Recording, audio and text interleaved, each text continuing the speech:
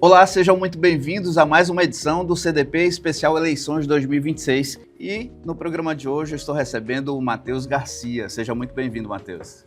Obrigado, gente. É um prazer estar aqui com vocês, estar discutindo sobre as eleições de 2026 e sobre quem eu sou, né? Que a gente vai descobrir hoje aqui. Maravilha! O CDP é uma grande vitrine para quem não te conhece, te conhecer um pouco mais.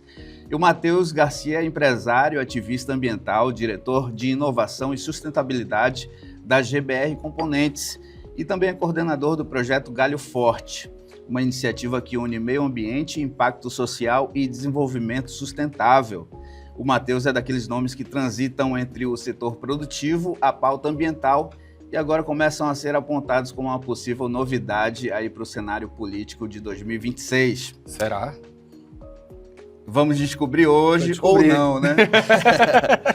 Matheus, para a gente começar a nossa conversa, queria que você falasse quem é o Matheus pessoa, quando tira o crachá, quando está em casa. Quem é o Matheus? Matheus é um cara sonhador, desbravador, que se reinventa, que faz das derrotas uma oportunidade e que está sempre disposto a aprender também, a crescer. Maravilha. Você tem uma história de vida ainda em formação, tem 34 anos de idade, está aí. Fiz ontem 34, viu? Ah, parabéns. Exato. E quase aí, um aniversário aqui que eu tô tendo na entrevista. Maravilha. Que tipo de história de vida ajudou a construir o profissional que você é hoje? Eu saí ainda adolescente de casa, logo depois que eu me formei, né, no colégio, para poder estudar. Eu sonhava em fazer marketing, comunicação digital. Fui a São Paulo, cursei. Sou formado também em administração de empresas. Depois eu fui para o programa avançado de finanças. Tenho 3 faculdades, eu gosto de estudar bastante. Ah, maravilha. Abri uma empresa também em São Paulo, uma corretora de seguros. Tenho um CFP, que é uma certificação de planejador financeiro, padrão ouro que tem no Brasil. Eu sou habilitado a falar sobre tributação, sobre seguros, sobre previdência, sobre planejamento sucessório. E depois também eu fiz a SUSEP, que é uma certificação de seguros. E eu era apaixonado por essa área, porque eu via um propósito dentro do mercado financeiro. Eu nunca fui aquele cara da Faria Lima, que estava abrindo aquelas carteiras de investimento naquele público ali. Nunca fui essa pessoa. Maravilha. E que tipo de decisão te trouxe de volta para o Amazonas? Pandemia. De verdade, pandemia. Eu estava até refletindo sobre esse momento na minha vida e conversando com os amigos meus esses dias. No momento da pandemia, eu comecei a ver a minha mãe, que foi internada, meu avô, que quando contraiu também, né, o Covid. Comecei a prestar mais atenção ali no celular. Foi um momento que a gente parou. O mundo inteiro estava parado, estava dentro de casa. Sim. E eu pegava no meu celular, via o momento que eles estavam passando e eu não estava próximo. Comecei a perceber que as conversas eu não estava mais envolvido, que eu não entendia mais as piadas internas da família também e não compartilhava as mesmas preocupações. A pandemia foi um momento onde virou uma chave dentro de mim e eu falei que eu precisava voltar, eu precisava começar a galgar a minha volta para Manaus. Porque eu entendi que aquele meu momento ali em São Paulo já tinha fechado. Eu já estava formado, já tinha aberto uma empresa, estava ganhando meu dinheiro, mas não estava satisfeito. Eu precisava estar perto da minha família ali. Perfeito. Foi quando, depois de um ano, eu acho que um ano e meio, eu fechei a empresa, porque existe um processo, né, que você precisa passar para poder conversar com os sócios também, para poder entender. Fechei tudo aquilo que eu tinha em São Paulo e vim de peito aberto para Manaus, 2024. Maravilha. Cheguei em Manaus, completo, para ter essa minha segunda vida aqui na cidade. Preparado já, estudado e preparado para o desafio. Preparado é um conceito efêmero, né? Sim. Preparado para quê? A gente tem que se perguntar. Eu acredito que essa zona de conforto é algo que limita a gente. Sim. Então eu nunca me sinto preparado. E ao mesmo tempo eu pego disso a minha energia. Para eu poder sempre estar me especializando, aprendendo coisas novas, fazendo as minhas ações, conhecendo pessoas. Porque a gente veio para esse mundo para aprender, para desenvolver. Perfeito. Então para mim não existe esse termo do preparado. Maravilha. E graças a Deus não existe pegando esse gancho aí, quais são os valores que você carrega como inegociáveis na sua vida? Lealdade. Lealdade. Eu falo que eu prefiro ter pessoas leais do que fiéis perto de mim. Lealdade para mim é um valor assim que é indiscutível. Perfeito. 2024 você retorna a Manaus e começa já a sua caminhada na GBR?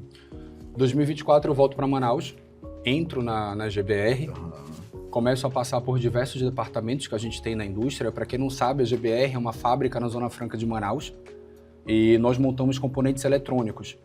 Fazemos placas para celular, televisão, câmera de segurança, maquineta de GetNet ali, aquelas de cartão de crédito, roteadores.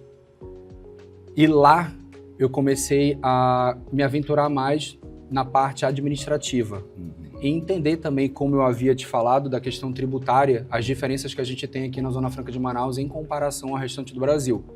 Porque a gente vive aqui um case paralelo, né, de tudo aquilo que acontece no restante do Brasil. Sim. E a gente precisa manter isso, porque é como a gente consegue ter concorrência nacional e internacional dos nossos produtos aqui, que são produzidos em Manaus. Entro na GBR, começo a me desenvolver ali dentro, a migrar, a me readaptar também a essa nova estrutura.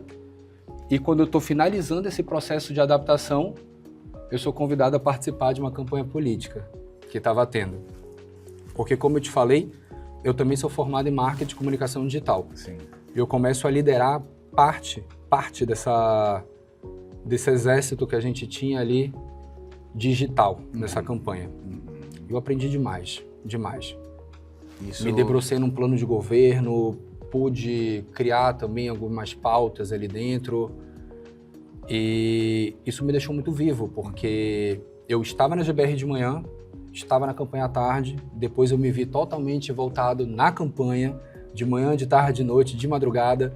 Tem uma pessoa que está bem ali ou atrás das câmeras que estava comigo também, participando de toda essa movimentação. E é muito viciante, né? A gente está fazendo parte de um momento histórico para nossa cidade. Sim. Histórico.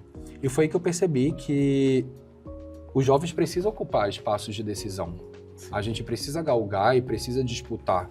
Porque existem muitos assuntos como empregabilidade, primeiro emprego, que a gente precisa discutir aqui, que eu vejo que deixam muito em aberto.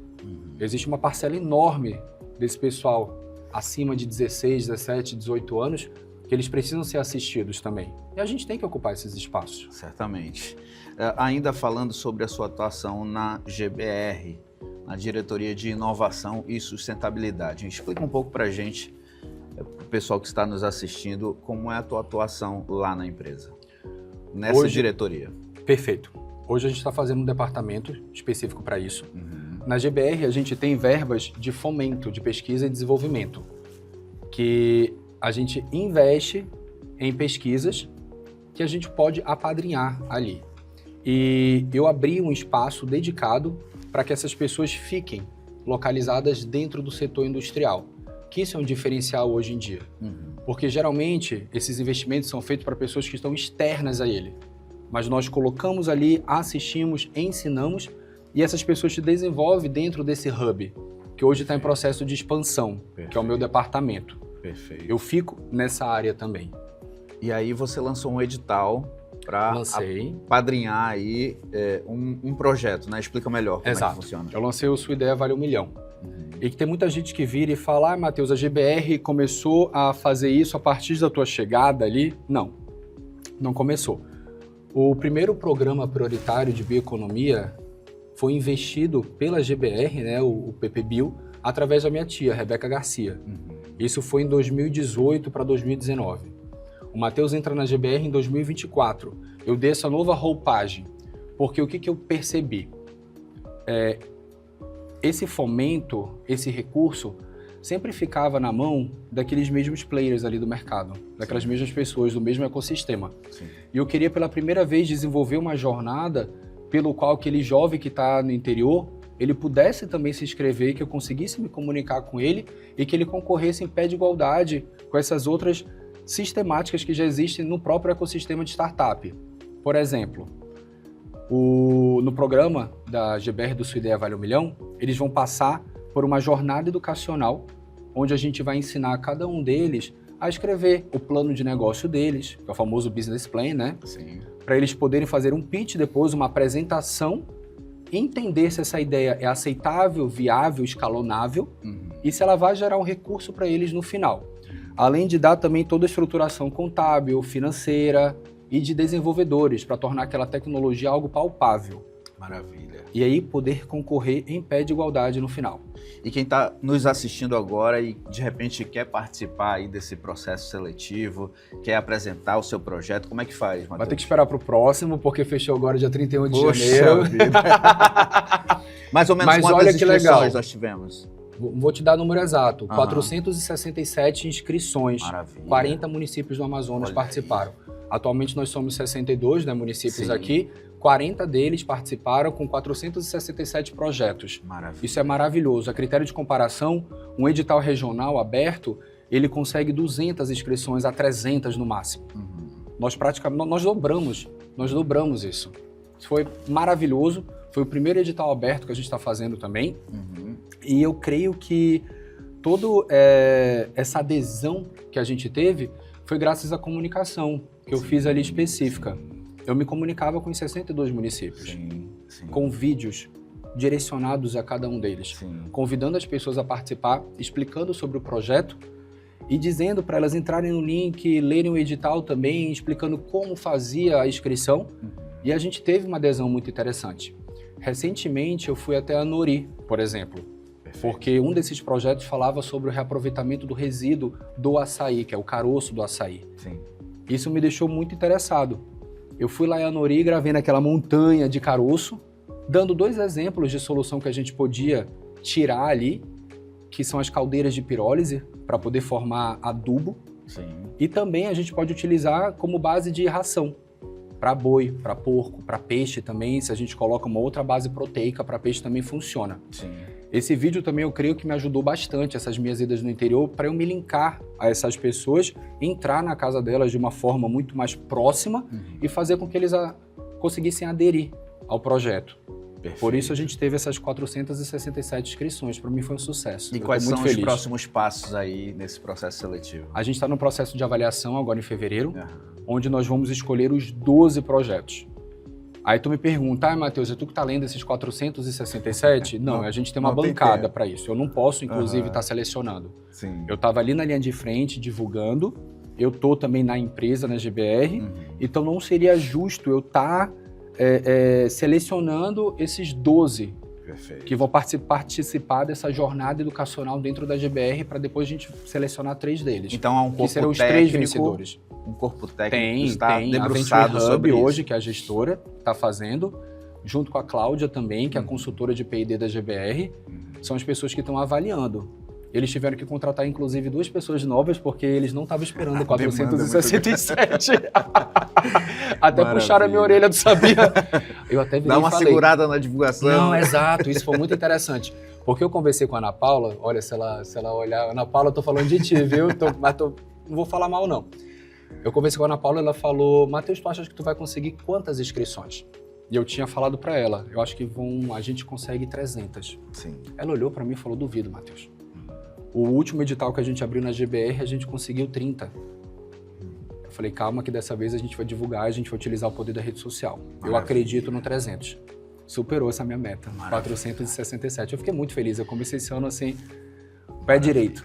Nessas Com o pé tuas- esquerdo, com todos os pés, não vou entrar nessa confusão. Não, com os 2 pés. Sem pé também, não sei. Você tem visitado muito interior, te encontrei em Anamã, de longe, assim, não estava ocupado eu também, Anori, enfim. O que você tem encontrado no interior dos nossos municípios? Descaso, abandono, pessoas que estão insatisfeitas, mas que não podem falar porque são ameaçadas, amedrontadas. Quando eu fui lá gravar esse edital, esse vídeo do caroço do açaí, para poder divulgar o edital, eu conheci o Vlad da Açailândia, que ele virou para mim e falou, você quer conhecer uma agroindústria, como funciona?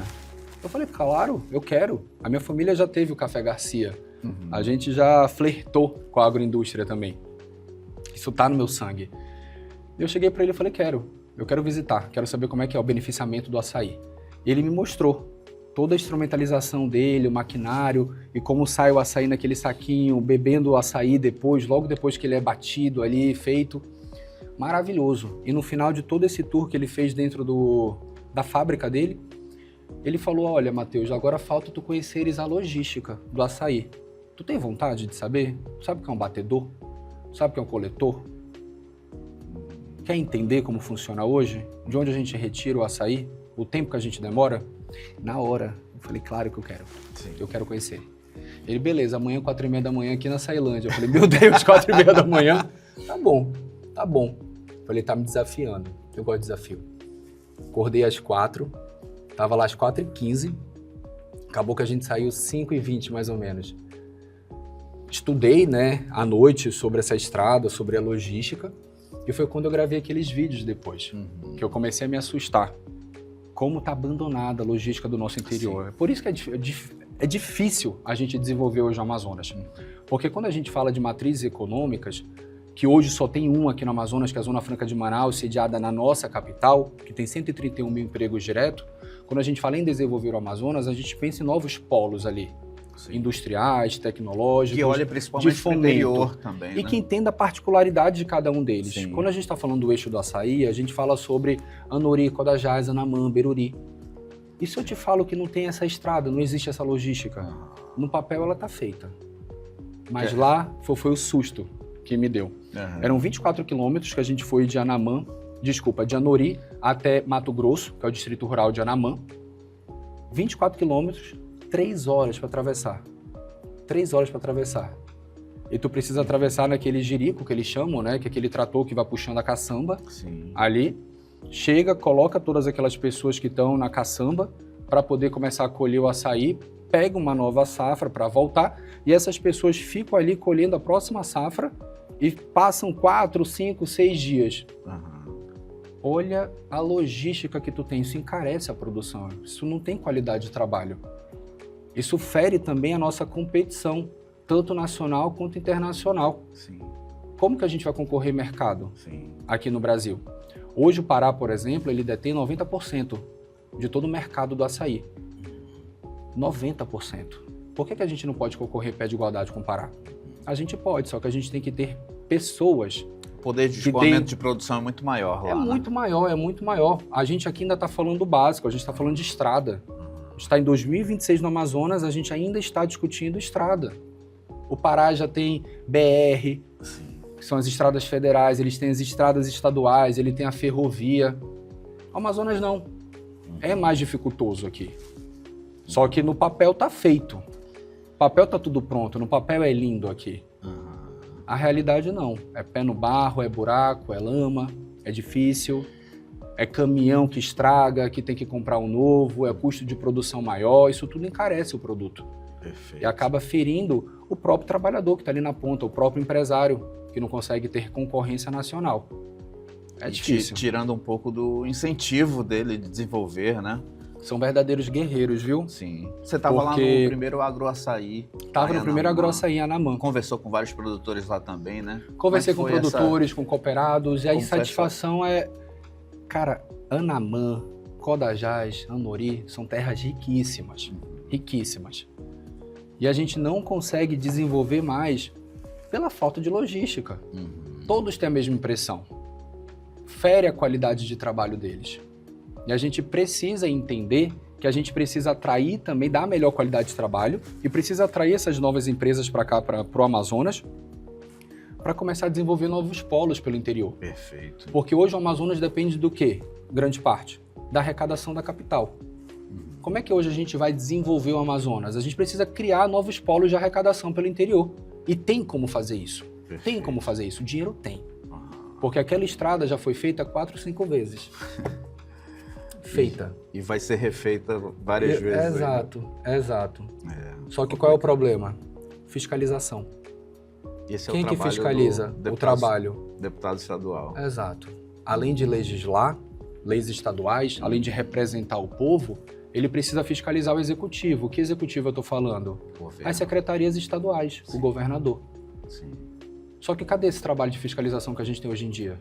Por que o governador é tão blindado? O que ele tem de tão especial assim?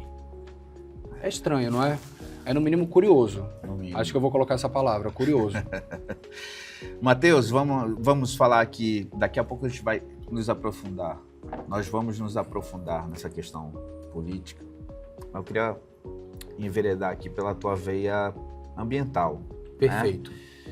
Explica pra gente um pouco o que é o Projeto Galho Forte. O Projeto Galho Forte é um projeto educacional socioambiental que visa despertar essa consciência ambiental nas pessoas através de ativações de limpeza urbana que a gente tem, tanto na capital quanto no interior do Amazonas.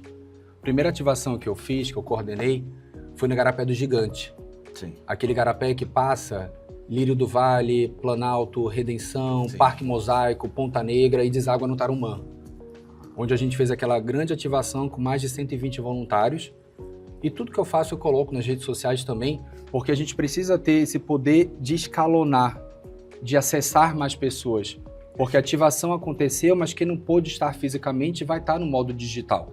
E a gente precisa entender o poder que das redes sociais hoje em dia. Com certeza. E tem que utilizar ela da melhor maneira possível também. Com certeza. Eu utilizo para despertar essa consciência ambiental. Hoje... Fale, desculpa. Hoje, existem 3 tipos de educação que eu vejo que faltam aqui no Amazonas. A ambiental é a primeira delas. Sim. A gente precisa manter a nossa floresta em pé, porque é da nossa floresta que a gente retira os nossos recursos, principalmente no interior. Eu quero fazer plantações radicais, extensivas, mas eu quero que essas plantações deem frutos também, deem dinheiro também para aquele pequeno agricultor, para aquele produtor que está ali na ponta, porque são aquelas pessoas que precisam mais e que estão cuidando desse ambiente. Aqui na cidade a gente quase não vê mais arborização, né? Somos uma das capitais com menos arborização. Isso é dado, isso é nacional. Impressionante. Isso não é opinião minha, é dado. A gente tem que saber diferenciar também. E a gente precisa começar a despertar, precisa começar a cuidar melhor do ambiente que a gente está inserido, porque daqui a pouco, sem esse ambiente, a gente vai para onde? Vai parar onde? Já começou as grandes enchentes, as chuvas estão mais fortes, os vendavais também. A gente já está tendo uma resposta aqui na capital. Você sabe disso. Então, para mim, a gente está faltando muito essa educação. Quando eu falo de educação, eu falo muito sobre educação ambiental. Perfeito. Falo também sobre educação financeira, porque as pessoas precisam saber gerir esses recursos que eles ganham da melhor maneira possível. E falo de educação política, porque a gente precisa falar de política, precisa entender, até para cobrar esses serviços que é direito nosso. Nós temos os nossos deveres, mas também temos os nossos direitos. E hoje, infelizmente, a gente tem uma população ignorante por falta de informação. Por que a gente não pode ceder essa informação para as pessoas? Essa informação não tem que ser privilegiada. Perfeito. A nossa sociedade funciona a partir de leis que são feitas por quem? Que são incrementadas por quem? Que são fiscalizadas por quem? A gente precisa falar e entender. Política. Perfeito. Falando de informação, você tem aí uma das redes sociais mais atuantes e que está em destaque aí no Amazonas. Tu achas? Eu acho, tenho certeza. Eu tenho certeza. Como é que você está vendo isso? Você tem feito um trabalho muito importante, legítimo e de grande destaque. Tem recebido também algumas pedradas, retaliações. Faz parte. Faz parte do processo. Faz parte. Mas como é que você tem visto aí? Qual o feedback que você tem recebido? Extremamente positivo. Gosto muito. Sabia? Eu vejo que as pessoas estão despertando, estão criando a consciência, tanto ambiental quanto para desenvolvimento econômico. Eu estou conseguindo colocar algumas questões, alguns problemas que a gente tem no Amazonas no campo de discussão sadia. Perfeito. E eu tenho ali um método para poder apresentar isso, que é um método que funciona muito nas redes sociais, porque a gente precisa sim chamar a atenção a dores que tem há décadas aqui no nosso Amazonas. E elas precisam ser discutidas. E veja bem, quando eu começo a falar sobre uma secretaria, sobre um problema de uma cidade, eu não estou falando sobre um lado pessoal de um político que está ali gerindo. Eu estou falando sobre um bem comum. Eu estou falando sobre um trabalho, sobre um serviço prestado. E as pessoas têm que começar a diferenciar isso. Eu não te odeio.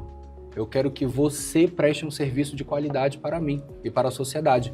Por que a gente não está pagando para isso? Que você cumpra o papel para o qual foi chamado, né? Foi eleito, né? Exato. É simples. É simples. E está no nosso direito contestar também. Certamente. Como é que tem sido o teu público aí? Qual é a faixa etária que está te acompanhando aí? Olha, pelos dados do Instagram, é uma faixa etária maior de 25 a 30 anos que eu tenho. O meu segundo maior público já é um pessoal mais adolescente, que vai dos 16 aos 24. Que é um público e eu importante. tenho um público de senhoras também, que são as minhas preferidas, sabia? Eu adoro conversar Te manda com o direct e tal, conversa muito. contigo. Tem noites assim que quando eu vejo, eu tô às 3 da manhã falando com umas senhoras, elas são muito atenciosas, calorosas também. Eu adoro, elas me chamam de netinho. Maravilha. Eu acho muito gostoso isso, porque tá tendo uma troca tão genuína. E é legal quando a gente faz um trabalho que a gente realmente dá o sangue para fazer aquilo, para fazer acontecer. Sim. E quando o público começa a reconhecer, a gente começa a ganhar um certo nicho, é muito gratificante. Perfeito. No caminho, com certeza, a gente não consegue agradar todo mundo. E faz parte do jogo também. E que legal. Sim. E até a oposição é interessante, porque a oposição, ela baliza a gente. Quando eu percebo que eu estou indo muito para um lado extremo, eu não gosto de extremos. E quando eu percebo que eu estou indo muito para o extremo, a oposição fica maior ainda. Eu falo, opa, não é por aqui. É um medidor de temperatura. Eu acho excelente. Sim. Eu escutei isso de um grande político, que se não fosse a oposição, ele não seria ninguém. Sim. Porque ele não iria saber quando ele erra. Perfeito, perfeito. A oposição e o medo, ele não ligando uma coisa a outra, mas assim, falando sobre medo, o medo é necessário porque ele te deixa alerta, né? Ele te deixa ali ocupado em pensar em todas as possibilidades e não te deixa imprudente. Sim. Né? O que você tem medo hoje, Matheus? Na verdade, eu não tinha medo, eu tinha insegurança. Quando eu gravei o meu primeiro vídeo, eu tinha uma insegurança de estar falando sozinho. De estar passando vergonha, das pessoas não entenderem a minha comunicação, ou de não estar falando bem.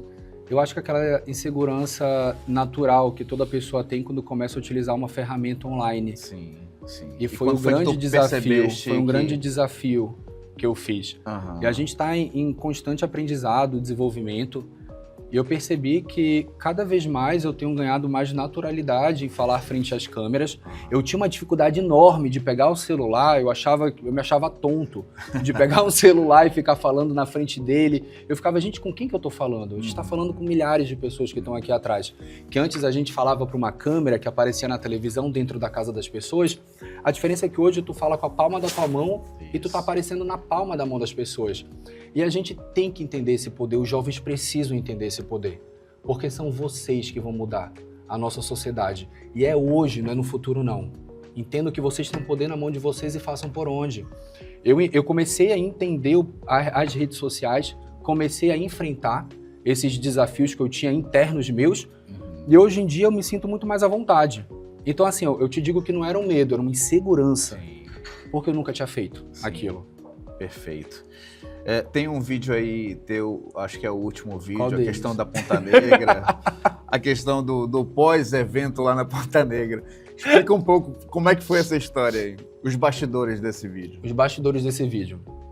Para quem não sabe, eu gravei um vídeo no qual eu cobrei uma limpeza da Praia da Ponta Negra depois de um evento, de um show que teve aqui.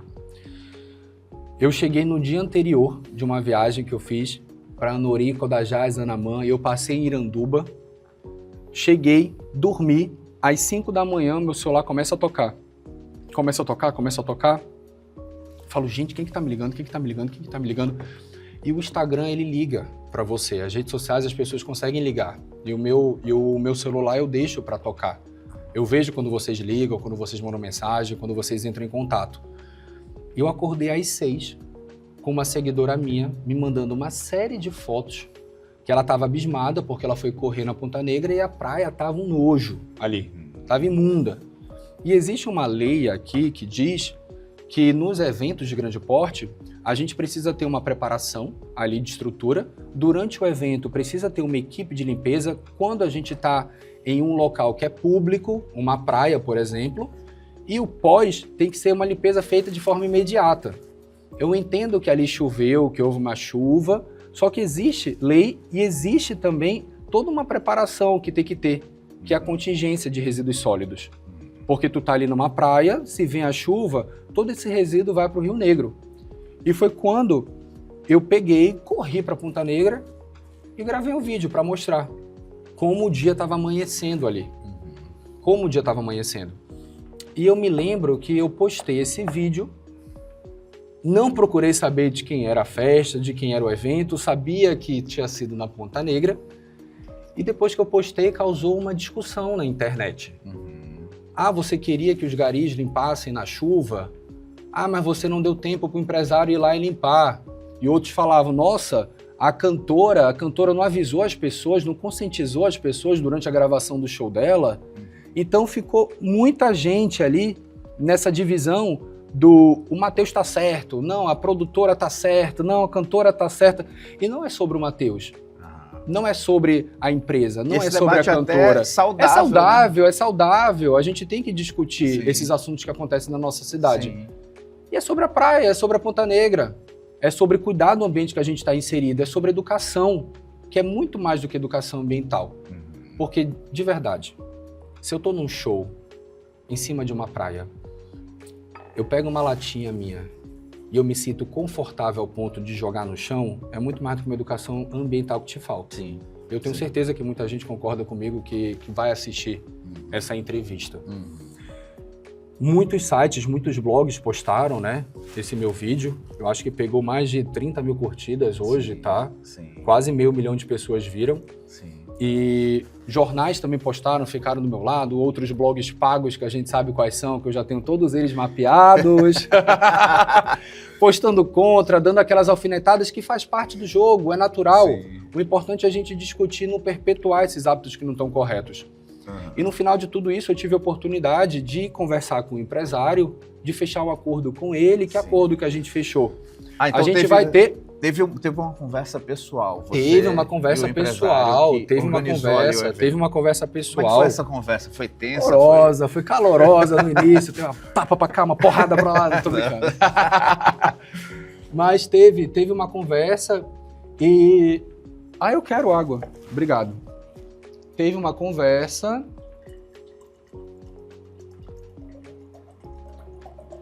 Pausa para hidratação. Obrigado.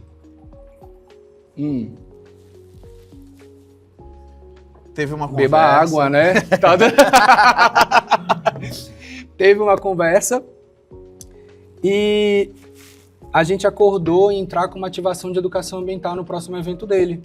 Ponto. Todo mundo sai ganhando. Show. Todo mundo sai ganhando. Existe um público que precisa ser conscientizado, existe uma cidade que a gente precisa ter um apreço maior, existe uma produtora que sim se responsabilizou pelo que aconteceu. Então pronto, assunto fechado. Cumpriu o teu papel. Cumpri meu papel, eles cumpriram deles também, não vai acontecer novamente, vamos virar a página. Perfeito. O importante é isso. É não só a gente chegar e denunciar, é a gente ser homem o suficiente, ser humano o suficiente de sentar, olhar olho a olho, apertar as mãos e propor uma solução. Perfeito. Porque é muito fácil só fazer uma algazarra em rede social. A gente precisa ter também responsabilidade. Sim. Sobre aquilo, sobre o público que a gente detém ali. Isso demonstra que o teu objetivo não era viralizar por viralizar. Não, pior que não. Né? Você fez o vídeo, denunciou, não. Foi em direção à produtora e buscou uma solução. Buscamos uma solução em conjunto todos, né? Também. No mesmo dia a praia estava limpa. Foi contratada uma equipe especializada porque alguns resíduos caíram no Rio Negro devido à chuva. A empresa contratou balsa, uma equipe técnica especializada para retirar aqueles resíduos de lá. Bola para frente. Maravilha, maravilha. Bola para frente. E o Galho Forte segue aí... Firme e forte. Firme e forte, né? Tens alguns resultados positivos que tu queres destacar? Sim, com certeza. Ano passado, a gente conseguiu entrar em 5 interiores aqui do Amazonas. Hoje eu já estou projetando para a gente finalizar a história de Parintins que a gente começou, que foi o transporte de isopor lá na região, que a gente conseguiu fazer com que os bois começassem a falar no processo de reciclagem daquele isopor, que é o resíduo do festival. Sim. Para tornar aquele festival muito mais sustentável. Parintins é aquela ilha que todo mundo conhece, e ele tem um problema muito sério de gestão de resíduo, assim como grande parte dos interiores hoje do Amazonas. Só que qual é a particularidade de lá? Não tem mais espaço para colocar o lixo. É limitado, né? Então tá numa hora que eles têm que começar a pensar em gestão de resíduo, em soluções criativas, em tecnologias para acoplar ali na ilha, para solucionar hoje o maior problema que eles têm, que é lixo. Maravilha. É lixo ali. E que isso causa danos à saúde pública. Chorume polui lençóis freáticos, a criançada bebe essa água, começa a ter uma série de contaminação. A galera come o peixe também. O ar também através da respiração causa doenças respiratórias, aumenta moscas, aumenta dengue, vetores, aumenta rato, leptospirose, a contaminação também de químicos do peixe, que cai de uma forma direta na tua alimentação, não é nem indireta, é direta, porque tu te alimenta daqueles químicos. Então, quando eu falo de lixo, eu gosto muito e gostaria muito que as pessoas entendessem que é sobre saúde pública também. Perfeito. Muito dos vídeos que a gente faz é sobre saúde pública. Extremamente necessário, né? Muito. Matheus, a gente chegou num momento em que eu não posso deixar de citar a sua veia política, da sua família. Como é que essa veia política sua, ela é latente, ela tá pulsando forte aí dentro de ti para se posicionar nesse ano? Tá.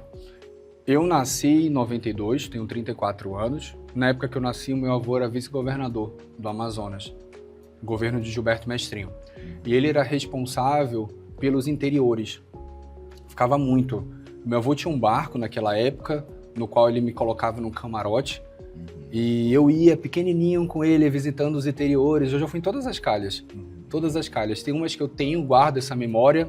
Outras que eu tô reconhecendo agora, revisitando, formando novas memórias. Isso sempre teve no meu sangue porque eu sempre tive essas referências ultra positivas. Foi o meu avô que levou também, na época de Gilberto Mestrinho, juntamente com esse mestre político que a gente tem, com o nosso boto navegador, energia elétrica para o interior. Meu avô também, nesse governo, foi quem interligou grandes cidades para a formação desses polos.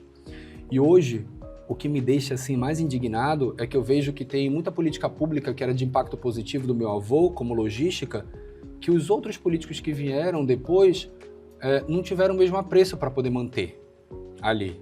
Alguns tentaram ainda, só que a gente passou por 8 anos de esquecimento agora do nosso interior. E que a gente precisa falar disso. Precisa falar disso.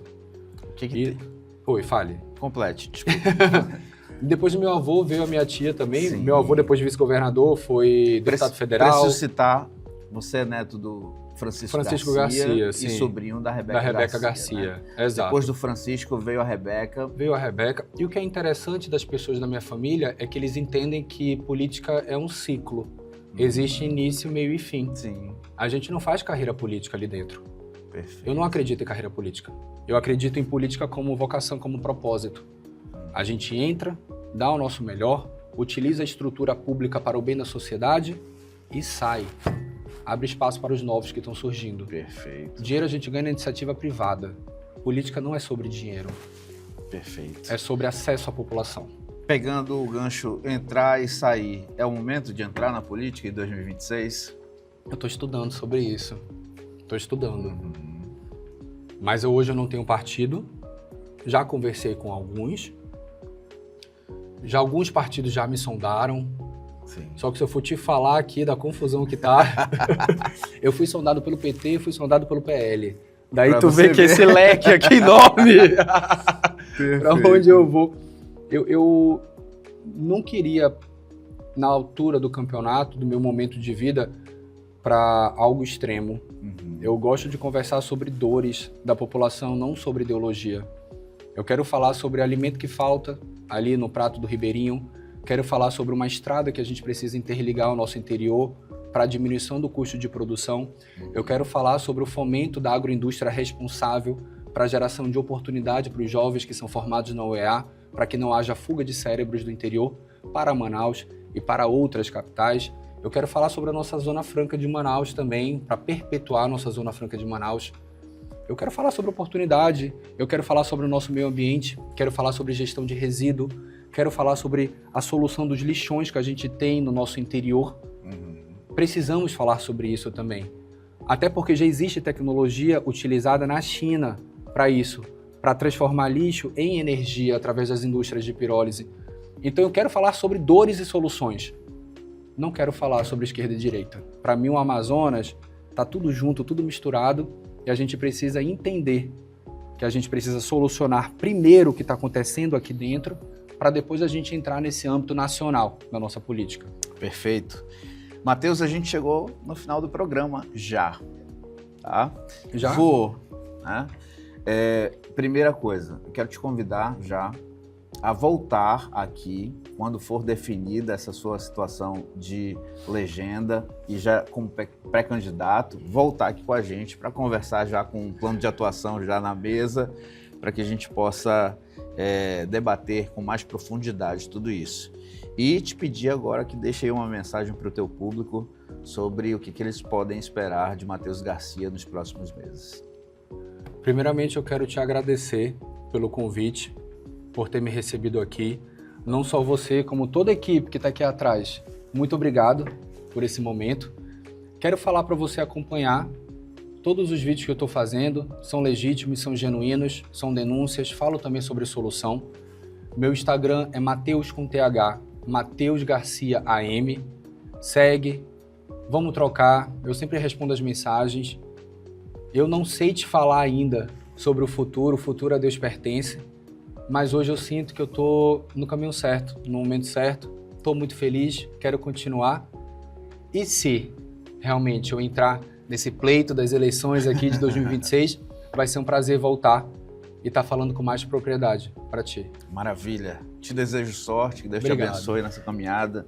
Muita coragem, que Deus te proteja. Amém. E você que está nos acompanhando até agora, segue o nosso canal no Instagram, no YouTube, enfim, compartilha esse conteúdo e os outros conteúdos passados para que você e a sua família, os seus amigos fiquem sempre bem informados sobre pessoas muito interessantes como Matheus Garcia, que esteve hoje com a gente, nos dando o ar da graça aqui. Muito obrigado. Olha essa moral, vou ficar me achando agora.